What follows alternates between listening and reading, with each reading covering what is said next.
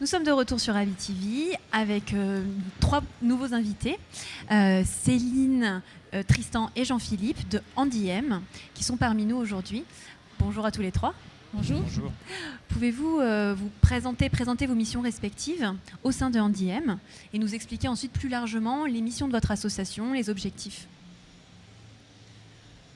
Alors, pour me présenter, je suis donc Céline Grelier et je suis en charge de l'association Andiem, association paritaire qui a été créée en 2008 par le LEM et l'ensemble des organisations syndicales. Voilà. Et donc j'anime la structure auprès de l'ensemble des correspondants handicap. Aujourd'hui, on en compte à peu près 240 en France.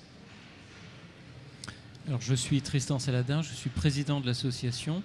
Comme c'est une association paritaire, je représente le collège patronal et en fait, on a une rotation tous les 2 ans. Et Jean-Philippe, bonjour. Bonjour, Jean-Philippe Liard, moi je suis du collège salarié et je suis secrétaire de l'association, du conseil d'administration Andiem. Très bien. Et donc Andiem, partenaire majeur du coup sur les Abilympics, que pouvez-vous nous dire des objectifs, des missions de votre association, des valeurs ?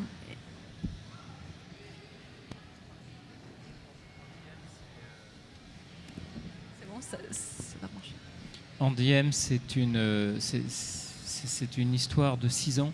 C'est une association qui a grandi, qui s'est développée, qui a commencé de manière extrêmement humble, de façon très très très pragmatique, par la création de correspondants handicap dans les laboratoires pharmaceutiques. Et puis progressivement, on a pris notre envol, on s'est fait connaître et puis progressivement, on a noué des partenariats avec des universités, partenariats avec beaucoup de prestataires extérieurs pour pouvoir développer nos 2 missions, le maintien dans l'emploi et puis aussi l'embauche et l'accueil sur notre marché du travail de personnes en situation de handicap qui ont les compétences mais qui ne savent pas suffisamment que l'industrie pharmaceutique existe et qu'elle peut s'adresser à pas seulement des médecins ou des pharmaciens mais des professionnels de tous ordres.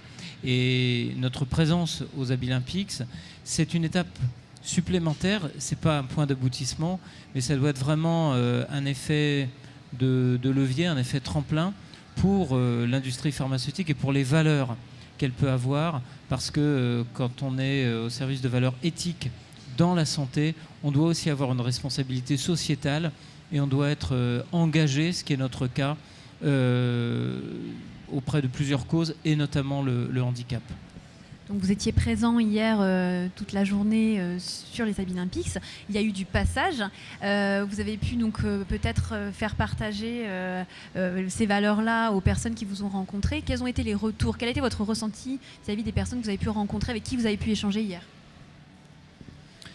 Alors, je crois qu'une des grandes surprises des gens, c'est de trouver l'industrie pharmaceutique au même niveau que de l'artisanat, de l'automobile, des choses très concrètes, parce que déjà dans le grand public, on connaît assez mal l'industrie pharmaceutique, de façon très très simple. Et donc déjà, le simple fait de faire connaître nos métiers montre qu'il y a une extrême diversité, que ce soit dans les métiers de la production, de la recherche, de la distribution, et puis très simplement dans les métiers aussi de bureau, des comptables, des secrétaires, enfin des métiers qu'on trouve partout. Ben nous aussi, nous sommes un secteur d'activité attractif, ouvert. On a 10 000 recrutements par an, 10 000 recrutements sur une population d'à peu près 100 000 collaborateurs. C'est extrêmement important et on est absolument ouvert à l'ensemble des compétences. Et après, on trouve les moyens, et c'est aussi l'une des missions d'Andiem, de trouver des moyens, des modalités pour des personnes qui seraient en situation de handicap, de pouvoir exercer leurs compétences au sein des entreprises du médicament. Ce qui me semble important aussi, c'est de repréciser que fait Andiem et qui est Andiem. Andiem est une association paritaire, comme on vous l'a précisé tout à l'heure, association qui regroupe aujourd'hui plus de 250 entreprises, avec un accord de branche qui est exceptionnel en France et avec une structure exceptionnelle et très innovante aussi en France pour accompagner l'ensemble d'un secteur sur la mise en œuvre de leur politique handicap. Donc il y a 4 axes de travail aujourd'hui pour Andiem, qui sont à la fois le recrutement de personnes en situation de handicap. Nous avons un objectif de recruter 440 collaborateurs en situation de handicap jusqu'à fin décembre 2019. Bien sûr, comme le disait notre président Tristan Saladin, c'est le maintien dans l'emploi de nos salariés qui sont en difficulté, avec des aides tout à fait opérationnelles, pragmatiques, de type études ergonomiques, aménagement de poste, plan de formation, bilan de compétences, pour éviter justement la rupture avec l'entreprise. Et puis le recours au secteur adapté protégé, puisque nous souhaitons augmenter de 30% le recours au secteur adapté protégé. Et puis le 4e axe, c'est un axe d'innovation qui fait écho avec notre secteur d'activité, innovation à la fois sur l'accompagnement de personnes qui ont un handicap psychique, et puis développer des réseaux, je dirais, intelligents en territoire pour s'appuyer sur nos 240 correspondants handicap qui font un travail exceptionnel en région pour justement accompagner leurs salariés en situation de handicap. Voilà rapidement les 4 axes de travail sur lesquels on se mobilise tous les jours. Juste dire que je trouve que c'était intéressant d'être présent là, parce que de rendre lisible Andiem, qui est quand même, sur les accords de branche, il y en a plusieurs, sauf que celui-ci est unique dans la mesure où il a le pilotage de la gestion. Il a donc une délégation de la GFIP, pour le dire rapidement. Il fait la collecte et il met en œuvre la politique de l'accord sur tous les axes qui ont été décrits à la fois par le président et Céline. Et ça, c'est relativement unique et peu lisible. Donc de venir ici, ça le rend aussi lisible au public et aussi aux autorités publiques qui sont passées. Complètement. Donc accroître la visibilité d'Andiem. Aux Amis Olympiques, l'idée du coup de prévaloir bien sûr les compétences sur les spécificités de chacun, je pense que c'est tout à fait la thématique dans laquelle vous inscrivez aussi vos actions au quotidien.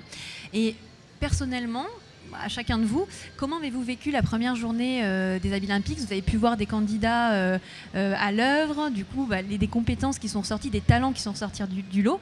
Quelles ont été vos émotions, ce que vous avez pu ressentir au cours de cette première journée ? C'est une question plus personnelle. Moi, ce qui me frappe, c'est d'abord le courage des gens et la volonté sans limite, quelle que soit la nature des handicaps et quelle que soit la nature des métiers, des ateliers auxquels on assiste. C'est vraiment chapeau bas. Alors, j'ai une image en particulier, c'est quelqu'un qui fait le concours de peinture vraiment uniquement avec la bouche. C'est stupéfiant et c'est une leçon de courage et en même temps de performance, parce que si on regarde aussi le résultat, c'est ça qui est impressionnant.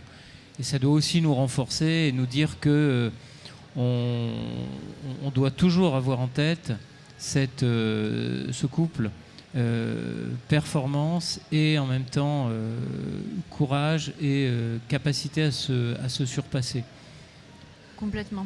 Et cette mobilisation internationale, c'est exceptionnel de voir tous les pays, autant de pays regroupés sur cette thématique qui fait écho avec ce que disait Tristan, mais c'est vraiment cette mobilisation internationale qui est extraordinaire.